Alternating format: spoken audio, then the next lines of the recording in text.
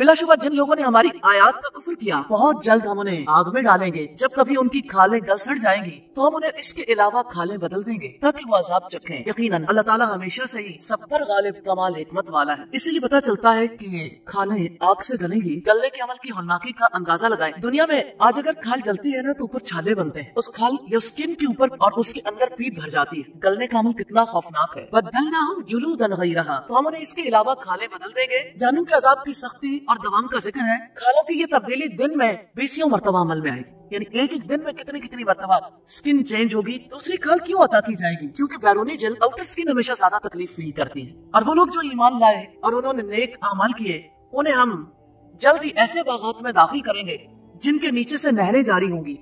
ہمیشہ رہنے والے ہیں ان میں ہمیشہ. ان کے لیے اس میں نہایت پاک صاف بیویاں ہوں گی اور ہم انہیں بہت گھنے سائے میں داخل کریں گے.